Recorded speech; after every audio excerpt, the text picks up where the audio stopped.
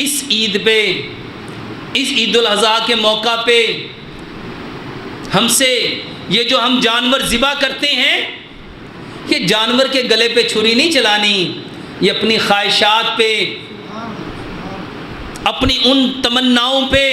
ان آرزوؤں پہ، ان حسرتوں پہ چھری چلانی ہے جو میرا رب چاہ رہا ہے کہ میرے لیے چھوڑ دو، اپنے رب کے لیے سیکریفائز کر دو، اپنے خالق اور مالک کے لیے قربان کر دو، ہر اس خواہش کو، ہر اس آرزو کو، ہر اس تمنا کو، ہر اس حسرت کو، ہر اس چاہت کو۔ جب ہم اپنے رب کے لیے ہر اس چیز کو قربان کریں گے تو میرے محترم بھائیوں، پھر اصل قربانی وہ جانور پہ گلے پہ جو چھری چلائی ہے، اللہ تعالیٰ نے کیا فرمایا؟ تیرے رب کے پاس نہ اس جانور کا خون جاتا ہے، نہ گوشت جاتا ہے، وہاں پہ کیا جاتا ہے؟ صرف تقویٰ،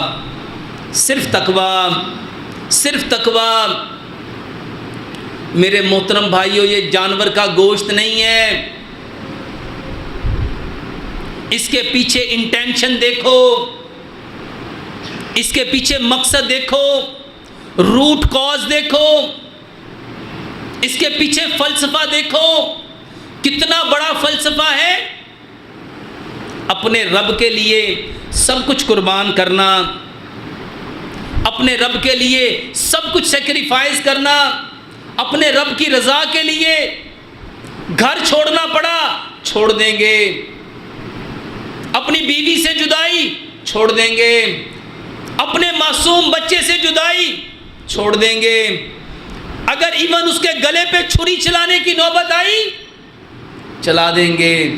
کس کے امر پہ؟ کس کے حکم پہ؟ ہمارا رب ہمارا یہ ایمان دیکھنا چاہتا ہے، ہمارا یہ لیول دیکھنا چاہتا ہے، ہمارے تقوی کا معیار کیا ہوگا؟ اللہ یہ جاننا چاہتا ہے۔ میرے محترم بھائیوں، یہ ساری باتیں جب ہمارے سامنے آئیں گی، پھر میرا کانسیپٹ قربانی کے اوپر یہ جانور کے گلے پہ چھری نہیں ہے، میں جانور کے گلے پہ چھری نہیں چلا رہا، میں تو اپنے اللہ کے حکم کے لیے، اس حکم کی اطاعت کے لیے، اپنے آپ کو فرما برداروں میں شامل کرنے کے لیے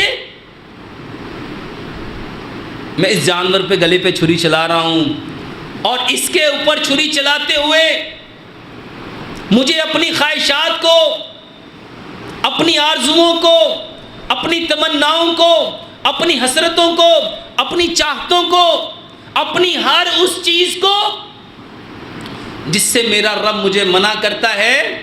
مجھے چھوڑتے چلے جانا ہے، اور ہر اس بات کو اپنانا ہے، ہر اس چیز کو اپنانا ہے جس کو میرا رب چاہتا ہے۔ اس انٹینشن کے ساتھ، اس توجہ کے ساتھ، اس نیت اور ارادے کے ساتھ جب گلے کے اوپر چھری چلے گی اور یہ جانور ذبح ہوگا، تو میرے محترم بھائیو، اللہ تعالیٰ کے پاس نہ تو جانوروں کا خون جاتا ہے اور نہ ہی گوشت جاتا ہے،